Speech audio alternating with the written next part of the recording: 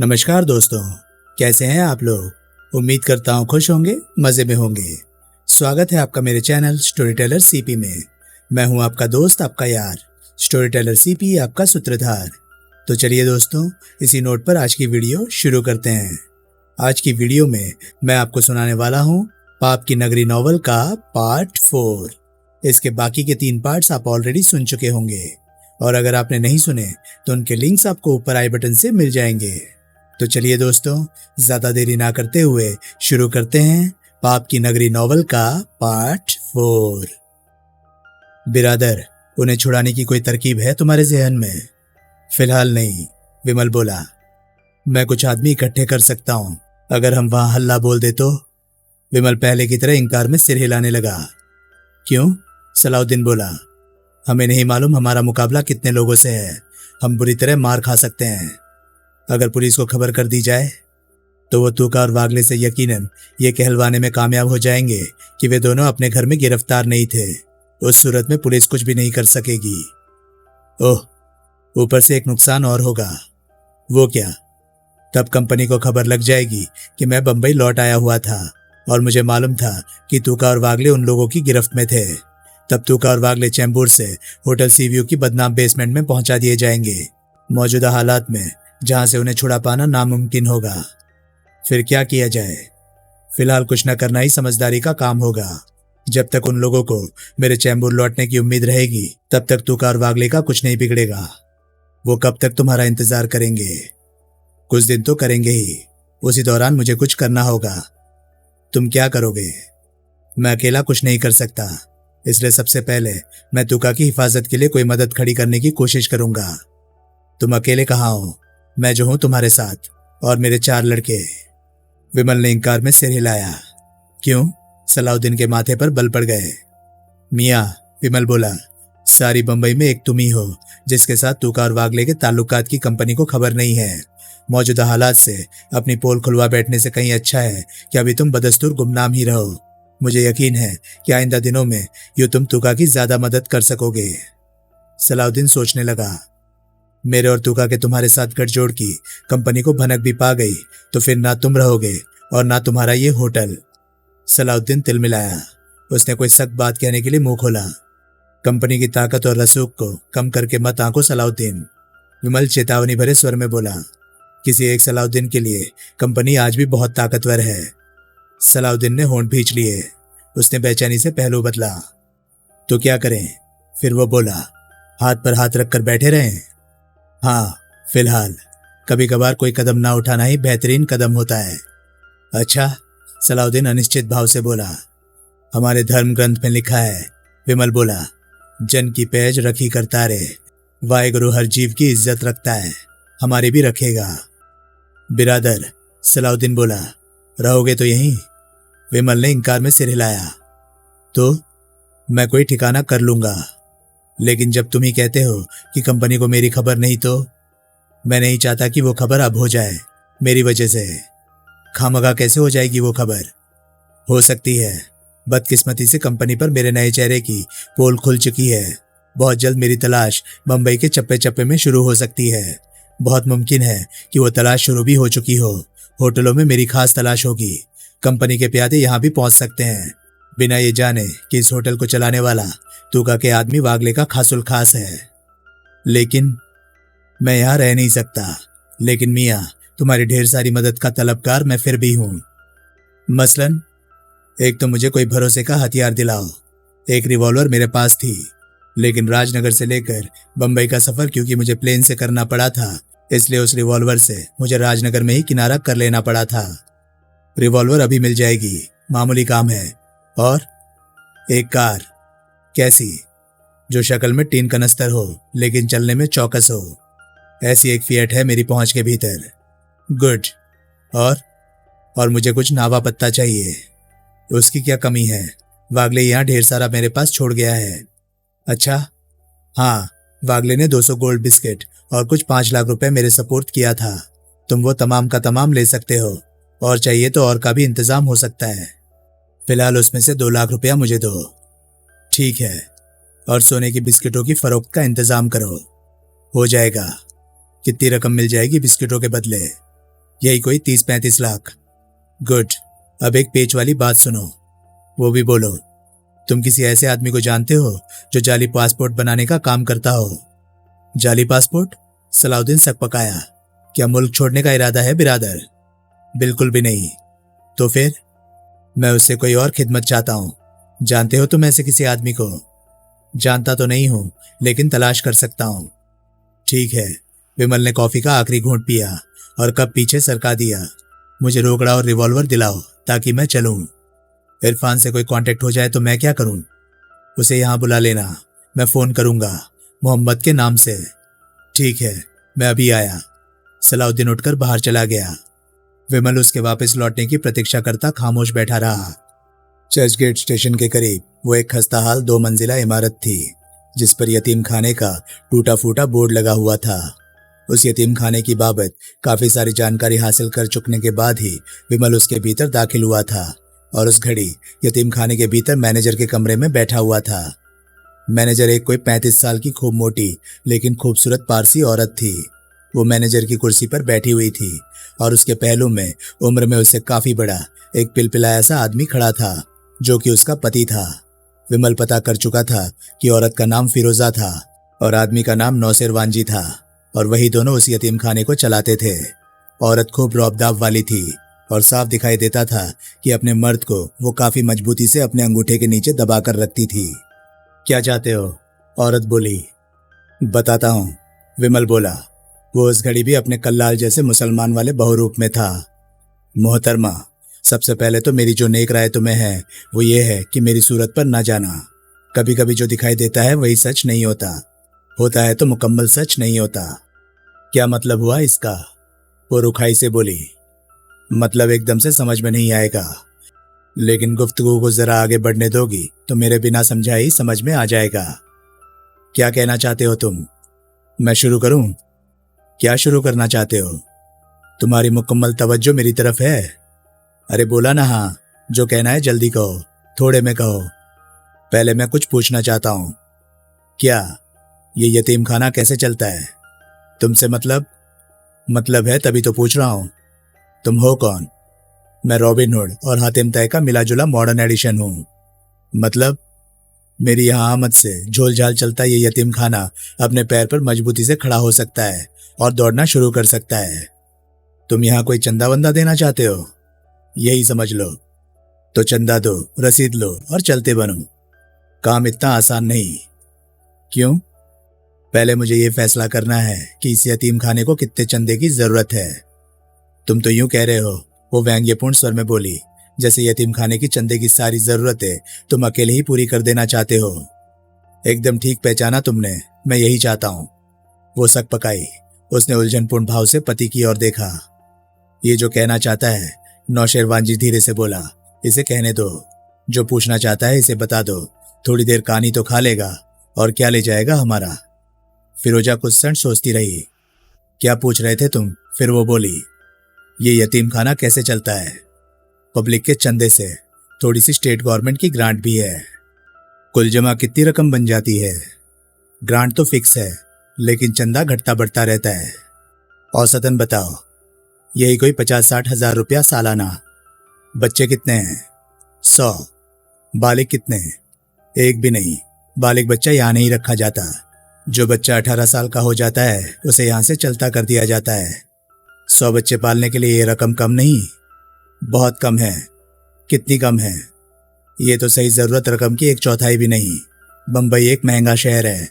कम से कम हर बच्चा 250-300 रुपया भी लगाओ तो कुल जमा रकम 2.5-3 लाख रुपए होनी चाहिए। यानी कि 2 लाख रुपया सालाना यतीम खाने को और मिलने लगे तो यतीम खाना बढ़िया चल सकता है, तो बच्चों की जिंदगी संवर सकती है। जाहिर है, ये अतिरिक्त रकम हासिल करने का कोई तरीका, कोई जरिया है तुम लोगों की निगाह में?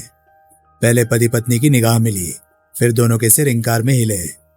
विमल ने अपने कंधे पर लटके झोले में हाथ डाला और उसमें से 100-100 के नोटों की 10 गड्डियां निकालकर मेज पर डाल दी। नोटों पर निगाह पड़ते ही पारसी दंपति के नेत्र फट पड़े। ये फिरोजा के मुंह से निकला, ये 1 लाख रुपया है। विमल सहज भाव से बोला, दूसरा लाख भी तुम्हें बहुत जल्द मिल जाएगा। फिर हर साल 2 लाख रुपया तुम्हारे पास पहुंचता रहेगा। तुम ये रुपया हमें दे रहे हो? तुम्हें नहीं। सुनील का स्वर एकाएक बेहद कठोर हो उठा। यतीम खाने को। ओह, एक बात कान खोलकर सुन लो। क्या? तुम भी सुन रहे हो ना नौशेरवान जी? नौशेरवान जी ने तत्काल सहमति में सिर हिलाया। इस रकम में से या आइंदा हासिल होने वाली किसी भी रकम में से एक कानी कौड़ी भी अगर तुमने अपने जाती इस्तेमाल के लिए खर्च की या इसमें कोई भांजी मारने की कोशिश की या पूरी की पूरी रकम बच्चों पर खर्च करने में कोताही दिखाई तो मैं। विमल का स्वर एकाएक बेहद हिंसक हो उठा। खुदा कर अपने हाथों से यहाँ के 100 बच्चों को तुम्हारे इर्द गिर्द खड़ा करके तुम्हें गोली से उड़ा दूंगा। दोनों के चेहरे पर एकाएक हवाइयां उड़ने लगी। ये वो रिवॉल्वर है। विमल ने झोले से रिवॉल्वर निकालकर उन्हें दिखाई, जो मैं इस काम को अंजाम देने के लिए इस्तेमाल करूंगा। इसकी कारीगरी का कोई नमूना देखना चाहती हो? तत्काल फिरोजा का सिर जोर से इंकार में हिलने लगा। विमल ने नौशेरवान जी की तरफ देखा, लेकिन वो विमल की निगाह अपनी ओर उठने से भी पहले अपनी बीवी से कहीं ज्यादा जोर जोर से इंकार में गर्दन हिला रहा था। गुड। विमल ने रिवॉल्वर वापस झोले में डाल ली। गुड। तब कहीं जाकर उन दोनों की जान में जान आई। रकम चौकस कर लो, विमल बोला। फिरोजा कांपते हाथों से नोटों की गड्डियां उठाने लगी। आखिरी गड्डी के मेज के दराज में पहुंच जाने और दराज में बंद हो जाने तक भी उसे अंदेशा था कि उसके सामने बैठा वो निहायत खतरनाक आंखों वाला शख्स नोट उससे वापस छीन लेगा। इसकी, फिरोजा ने कहा, इसकी रसीद में अभी जरूरत नहीं, विमल बोला। रसीद की जरूरत नहीं? नहीं। तुम कौन हो भाई? बोला ना, मैं हातिम ताई और रॉबिन हुड का मिलाजुला मॉडर्न एडिशन हूं। लेकिन, और मैं तुम्हारा भाई नहीं, तुम्हारा पति बनने का ख्वाहिशमंद हूं। क्या? फिरोजा चिंक कर बोली। फर्जी, दुनिया की निगाहों में। असलियत में चाहे अभी मुझे राखी बांध लो या टीका लगा लो। क्या मतलब हुआ इसका? मैं अभी समझाता हूं। फिर धीरे धीरे विमल अवाक फिरोजा और हक बकाए हुए नौशेरवान जी को समझाने लगा कि उसकी उस बात का क्या मतलब हुआ। एक काली एम्बेसडर दादर मेन रोड पर स्थित एक 8 मंजिली इमारत के सामने आकर रुकी। कार को श्याम डोंगरे का खास आदमी इंदौरी चला रहा था। खुद श्याम डोंगरे उसकी बगल में बैठा हुआ था और पीछे 2 प्यादे मौजूद थे। आधा घंटा। श्याम डोंगरे कार का अपनी ओर का दरवाजा खोलता हुआ बोला। आधा घंटा लगेगा मुझे, इधर ही ठहरने का है। जैसे टाइम लगा तो ऊपर आने का है। इंदौरी और दोनों प्यादों के सिर सहमति में हिले। डोंगरे कार से निकलकर इमारत में दाखिल हुआ। लिफ्ट द्वारा वह 6ठी मंजिल पर पहुंचा, जहां के एक फ्लैट की उसने कॉल बेल बजाई और प्रतीक्षा करने लगा। दरवाजा खुला। चौखट पर चांदनी प्रकट हुई। उस वक्त वो निहायत सादा गाउन पहने थी। उसके बाल अस्त व्यस्त थे और चेहरे पर कोई मेकअप नहीं था, लेकिन फिर भी उसकी खूबसूरती उस हाल में भी कहर ढा रही थी। डोंगरे मुस्कुराया। चांदनी तत्काल एक और हट गई। डोंगरे भीतर दाखिल हो गया तो उसने फ्लैट का दरवाजा भीतर से बंद कर दिया। डोंगरे आगे बढ़ा और करीने से सजे ड्राइंग रूम के एक सोफे पर ढेर हो गया। क्या कर रही थी? अपने कर्कश स्वर में जबरन मिठास घोलता हुआ डोंगरे बोला। कुछ नहीं, चांदनी नर्वस भाव से बोली। इधर मेरे पास आकर बैठ। चांदनी करीब आकर सोफे पर उसके सामने बैठ गई। आज तेरा मूड क्यों उखड़ा हुआ है? डोंगरे बोला। नहीं तो मैं तो। उखड़ा हुआ भी हो तो अभी ठीक हो जाएगा। ये ले। डोंगरे ने उसकी गोद में एक भारी लिफाफा डाल दिया। क्या है ये? चांदनी तनिक उत्सुक भाव से बोली। खोल के देख। चांदनी ने लिफाफा खोलकर भीतर झांका। लिफाफा 100 के नोटों से ठूसा पड़ा था। ये, उसने कहना चाहा, ये 50,000 रुपया है। डोंगरे बोला। तेरे लिए। लेकिन अब ये ना कहना कि तुझे इसकी जरूरत नहीं। डोंगरे हंसता हुआ बोला। नहीं भी है तो रख ले, तू इनकी हकदार है। चांदनी खामोश रही। उसने लिफाफा सामने मेज पर डाल दिया। कोई खराबी? डोंगरे एकाएक उसकी पतली कमर में हाथ डालकर उसे अपनी ओर खींचता हुआ बोला। है तो जरूर आज मेरी जान के मूड में। चांदनी रेशम के गठरे की तरह उस पर ढेर होती चली गई, लेकिन मुंह से कुछ ना बोली। अरे मुझे तो बता, क्या बात है? मुझे डर लगता है, चांदनी कठिन स्वर में बोली। किस बात से? मुझे बुरे बुरे सपने आते हैं। किस बात के? घर से निकलती हूं तो लगता है कोई मेरे पीछे लगा हुआ है। सोती हूं तो लगता है कभी कोई खिड़की तो कभी कोई दरवाजा खटखटा रहा है। हर घड़ी मुझे लगता है कि मेरे आसपास कोई है जो कभी मुझे इशारे से बुलाता है तो कभी नाम लेकर पुकारता है। डोंगरे ने जोर का अट्टहास किया। तुम हंस रहे हो? वो मुंह बिसूर कर बोली। अरे पगली, डोंगरे उसका गाल थपथपाता हुआ बोला। कोई तेरे रूप का रसिया जैकपॉट में तेरी परफॉर्मेंस से पगलाया हुआ तेरे पीछे लग लेता होगा। ऐसे लोग बहुत बार मेरे पीछे लगे हैं। तो फिर? लेकिन पहले कभी मुझे डर नहीं लगा, बुरे बुरे सपने नहीं आए। तू खौफ खाई हुई है। देख लेना, 2-4 दिन में सब कुछ अपने आप ठीक हो जाएगा। यही सिलसिला और 2-4 दिन रहा तो मेरा दम ही निकल जाएगा। चांदनी, तू बिल्कुल फिक्र ना कर, तुझे कुछ नहीं होने वाला। अरविंद नायक की मौत का तुझे सदमा पहुंचा है, उससे उबरने के लिए कुछ दिन तो लगेंगे ना। और तुझे क्या हो सकता है? किसकी मजाल है जो मेरे होते हुए तेरी तरफ मैली आंख भी उठा सके। लेकिन अब छोड़िए किस्सा, रात को कोई नींद की गोली वोली खा लिया कर, और नहीं तो किसी डॉक्टर से मशवरा ले। लेकिन मैं इमारत के चौकीदार से कह दूंगा कि वो तेरा खास ख्याल रखे। तेरे यहाँ लौट आने के बाद वो खुद यहाँ की खिड़कियां दरवाजा वगैरह चेक करके जाया करेगा कि सब कुछ चौकसी से बंद है या नहीं। ठीक? चांदनी बड़ी कठिनाई से हामी भर सकी। वो जबरन मुस्कुराई। अब घर आए मेहमान की खातिरदारी की तरफ कोई तवज्जो दे। क्या करूं? क्या करूं? डोंगरे ने नकली गुस्से का इजहार किया। नादान बन के दिखाती है। बेडरूम में चलूं और क्या करूं? खुद ही ले चलो, चांदनी तब पहली बार इठलाकर बोली। ठीक है। डोंगरे ने यूं चांदनी को अपनी बलिष्ठ बाहों में उठाया जैसे उसका कोई भारी ना हो, और बेडरूम की ओर बढ़ चला। चर्चगेट स्टेशन के बुकिंग ऑफिस के सामने विमल की इरफान अली से मुलाकात हुई। वो जानता था कि इरफान अली नाम का वो नौजवान तुकाराम के मुकम्मल भरोसे का आदमी था। जोहरी बाजार की डकैती में इरफान ने उन लोगों का पूरा पूरा साथ दिया था। उससे पहले इरफान ही वो आदमी था जिसने इकबाल सिंह की खूबसूरत बीवी लवलीन और कंपनी के जल्लाद जोजो के मरीन ड्राइव पर स्थित लव नेस्ट का पता लगाया था और विमल को उसकी खबर की थी। यतीम खाने से विमल ने मराठा में फोन किया था तो सलाउद्दीन ने बताया था कि इरफान कमाटीपुरे के एक रेस्टोरेंट में मौजूद था और उसे रेस्टोरेंट का टेलीफोन नंबर बताया था। उसने वहां फोन किया था तो इरफान से फौरन उसकी बात हो गई थी। उसने इरफान को चर्चगेट स्टेशन पहुंचने के लिए कहा था और फिर फिरोजा को अपनी बाल बच्चेदार बीवी का रोल अदा करने की तैयारी में मशगूल छोड़कर वो चर्च स्टेशन पहुंच गया था।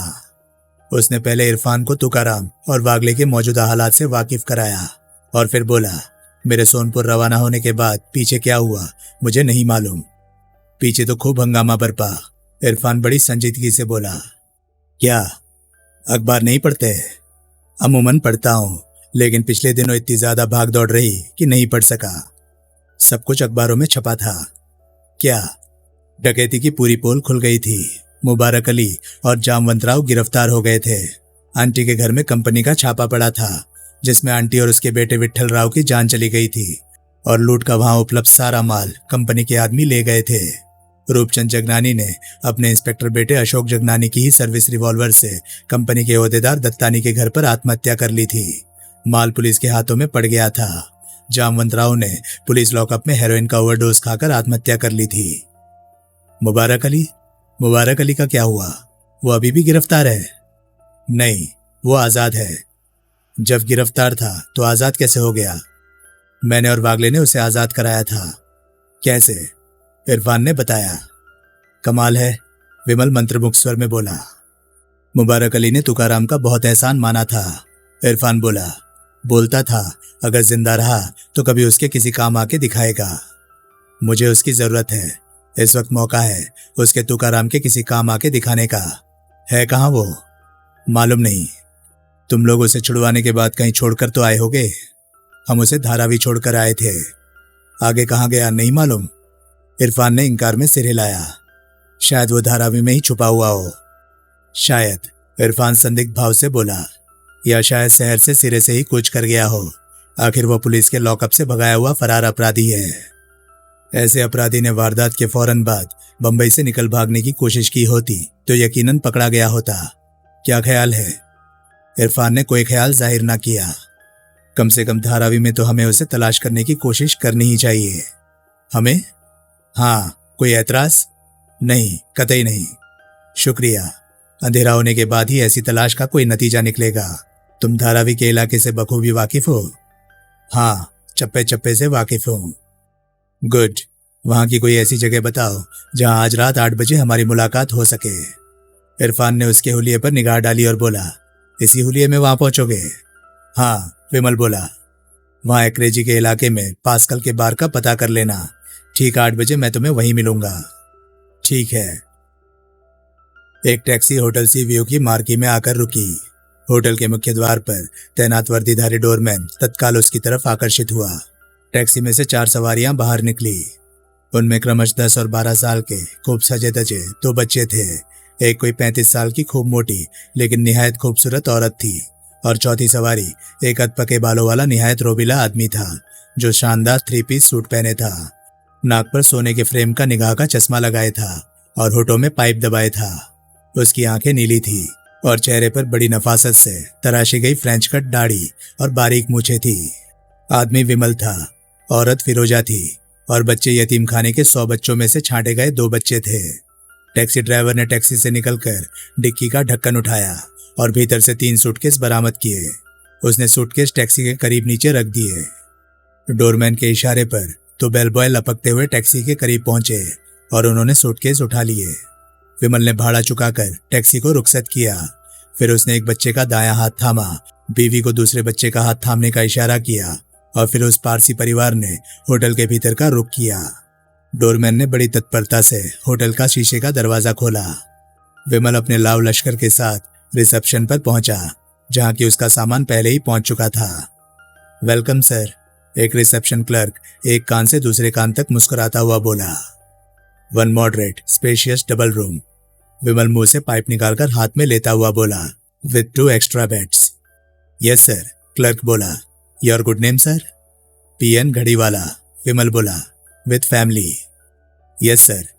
क्लर्क ने उसे 608 नंबर में बुक कर दिया। 2 बेल बॉय उसे कमरे में छोड़ने आए जिन्हें विमल ने टिप देकर विदा कर दिया। अब वो फिर कंपनी के हेडक्वार्टर में था। वहां यूं दोबारा कदम रखना भारी दुस्साहस का काम था, लेकिन उसके सिवाय और कोई चारा नहीं था। वो जानता था बंबई में कंपनी ने उसकी जैसी व्यापक तलाश करवानी थी।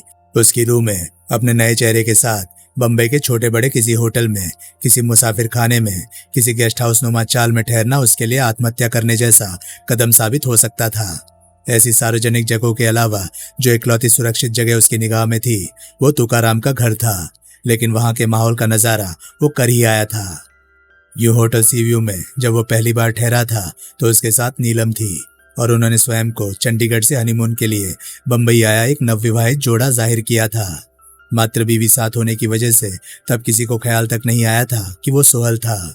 इस बार तो बीवी के अलावा उसके साथ 2 बच्चे भी थे। रिसेप्शन पर उसने स्वयं को रेडीमेड गारमेंट्स का थोक व्यापारी बताया था जो आया तो बंबई अपनी फर्म के व्यापार के सिलसिले में था, लेकिन एक जिम्मेदार पिता और पति का रोल निभाने के लिए साथ में अपने बीवी बच्चों को भी साथ लेकर आया था। सो फार सो गुड, विमल एक इजी चेयर पर ढेर होता हुआ बोला। मुझे डर लग रहा है, फिरोजा बोली। विमल ने आंख उठाकर फिरोजा की तरफ देखा।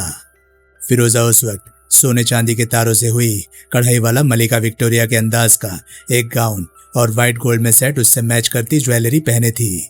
उस पोशाक में वो निहायत खूबसूरत और पक्की पारसीन लग रही थी। काहे को? विमल बोला। डर वाली कौन सी बात हो गई है? तुमने करना क्या है? या तो बंबई की सैर करनी है या होटल में बैठकर वीडियो फिल्में देखनी है और मुर्गे की टांग चबानी है, बकरे के कबाब खाने हैं, झींगा मछली का आनंद लेना है। तुम हो कौन? PN घड़ीवाला, पेस्टन जी नौसेरवान जी घड़ीवाला। मैं तुम्हें किस नाम से पुकारूं? नौसेरवान जी के नाम से। अब सच में ही मेरा खसम बनने की कोशिश मत करो। तुम मुझे विमल के नाम से पुकार सकती हो। पुकार सकती हूँ? यानी कि असल में तुम्हारा नाम ये भी नहीं है? विमल मुस्कुराया। असल में कौन हो तुम? फिरोजी बोली। असल में मैं वो शख्स हूं जो तुम्हारे यतीम खाने को 2 लाख रुपए सालाना देगा और तुम्हारे मौजूदा सहयोग की तुम्हें 50,000 रुपए फीस देगा, जिसमें से 25,000 तुम ले भी चुकी हो। यानी कि अपनी असलियत नहीं बताओगे। मेरी असलियत बहुत खतरनाक है, उसे सुनकर तुम यकीनन बेहोश हो जाओगी। मर भी जाओ तो कोई बड़ी बात नहीं। इसी बात का तो मुझे डर लग रहा है। किस बात का? कि तुम कोई बहुत ही खतरनाक आदमी हो और तुम कोई बहुत ही खतरनाक इरादे लेकर यहां आए हो। विमल ने जोर का अट्टहास किया। मैं सीरियस हूं, वो बोली। मैं भी सीरियस हूं। विमल ने तत्काल हंसना बंद किया। हौसला रखो फिरोजा भाई, अभी तो शुरुआत है। अभी से हिम्मत हार दोगी तो कैसे बात बनेगी? लेकिन उसने व्याकुल भाव से कहना चाहा। मुझे सारी कथा फिर से कहने के लिए मजबूर न करो। फिरोजा बाई, तुम्हारा बाल भी बांका नहीं होगा। ये एक वाहेगुरु के खालसा का वादा है तुम्हारे से। तुम फिरोजा ने अपना दायां हाथ अपने सिर के ऊपर ले जाकर गोल गोल घुमाया। वो हमारे धर्म ग्रंथ में लिखा है। विमल उसकी बात की ओर ध्यान दिए बिना बोला। बाह जिनादी पकड़िए, सिर दीजिए, बाह न छोड़िए। मैंने तुम्हारी बाह थामी है। मैं तुम्हारा मुहाफिज हूं। मेरा सिर ही कट जाए तो तुम्हारे ऊपर कोई आंच आ सकती है। फिरोजा की सूरत से साफ लग रहा था कि विमल की कोई बात उसकी समझ में नहीं आई थी, लेकिन विमल के बात कहने का ढंग कुछ ऐसा था कि उसने फिरोजा पर जादुई असर किया था। फिर धीरे धीरे उसके चेहरे पर आश्वासन के भाव आने लगे। हवलदार केशवराव भोंसले कोलीवाड़े की एक चाल की पहली मंजिल पर स्थित 1.5 कमरे में रहता था। वो एक 50 से ऊपर का बहुत खस्ता हाल, तंदुरुस्ती वाला, पुलिसिया तो कतई ना लगने वाला आदमी था। विमल के आगमन पर उसकी पत्नी और बेटी काशीबाई वहां से उठकर चिक्की ओट में पिछवाड़े के आधे कमरे में चली गई। भोसले ने उसे एक स्टूल पर बिठाया और स्वयं चारपाई पर बैठ गया। विमल उस वक्त भी अपने मुसलमान कल्लाल वाले मेकअप में था। बेटी से बात हुई? विमल गंभीरता से बोला। हुई। भोंसले धीरे से बोला। उसने असलियत बताई? बताई। ये भी बताया कि वो लोकल से कूदकर जान देने लगी थी? तत्काल भोंसले के चेहरे पर हैरानी के भाव आए।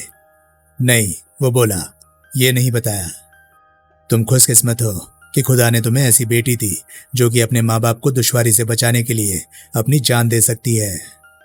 मेरी दुश्वारी से बचाने की वजह से वो तड़प कर बोला, मेरी बेटी को जान देने की जरूरत नहीं। और वो साले समझते क्या है अपने आप को? मैं एक एक को ठीक कर दूंगा। पहले क्या कम दिया जो अब और मांग रहे हैं? उस छोकरे को तो मैं ऐसा सबक सिखाऊंगा कि। किस छोकरे को? अपने दामाद को। और किस छोकरे को? क्या करोगे? खून पी जाऊंगा कमीने का।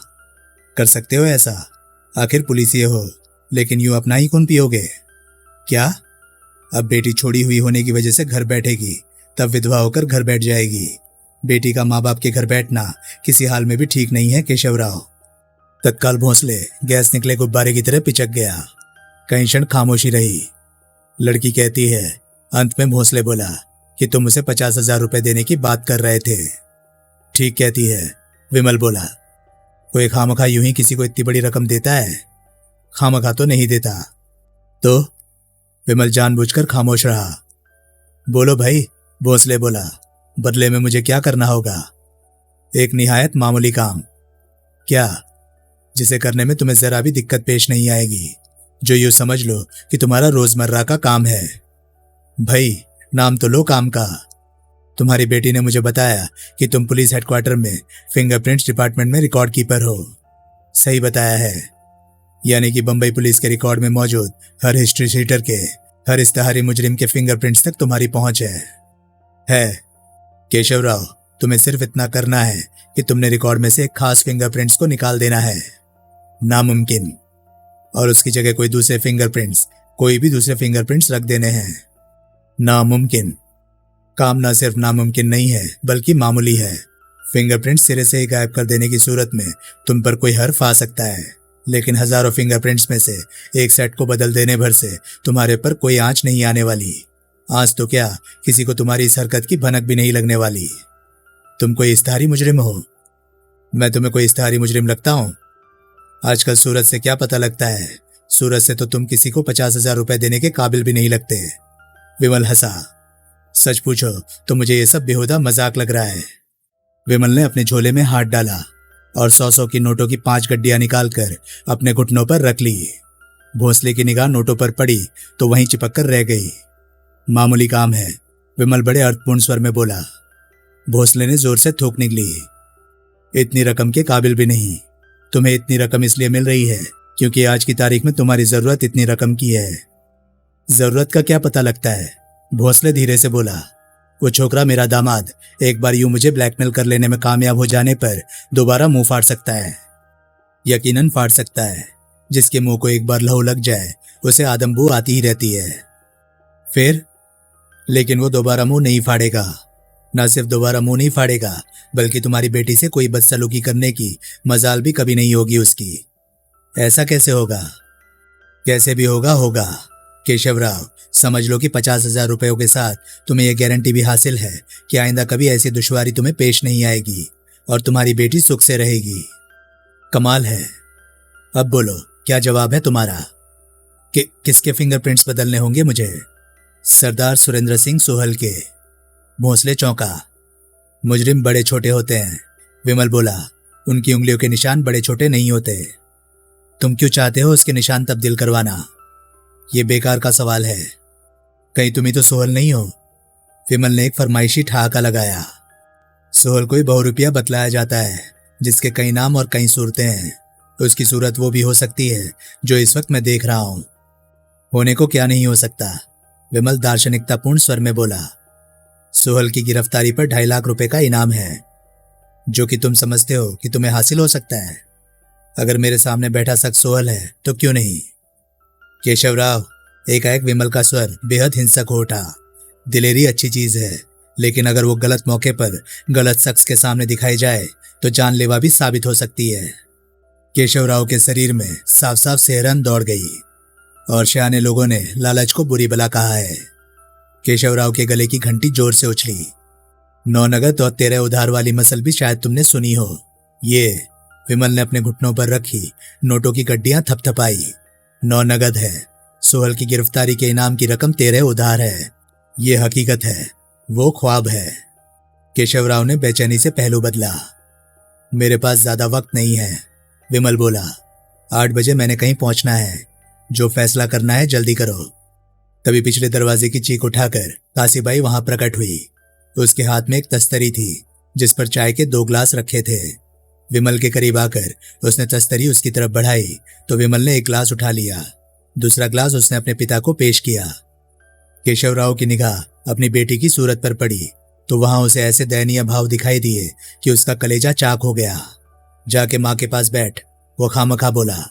लड़की वहां से विदा हुई और चीख के पीछे गायब हो गई। मुझे उसके जाते ही केशव राव व्यग्र भाव से बोला, सौदा मंजूर है। बढ़िया, विमल बोला। काम कब होगा? कल। किसी वजह से कल दाव ना लगा तो परसों। परसों तो रविवार है। मेरी हफ्तावारी छुट्टी बुधवार को होती है। ओह, फिर परसों रात ही मुझे ये रकम मिल जाएगी? वो तो अभी मिल जाएगी। विमल ने अपने घुटनों पर से नोटों की गड्डियां उठाकर उसकी गोद में डाल दी। मिल गई है। कमाल है, मंत्रमुग्ध स्वर में बोला। क्या कमाल है? अगर मैं तुम्हारा काम ना करूं लेकिन कह दूं कि काम कर दिया तो मैं कहूंगा कि यह धोखाधड़ी गैर जरूरी है। केशव राव, मैंने तुम्हारी बेटी को बहन कहा। तुम्हारा जवाब इंकार में भी होता तो ये रकम मैं यहां छोड़कर जाता। केशव राव मुंह बाएं उसे ताकता रहा। खुदा हाफिज।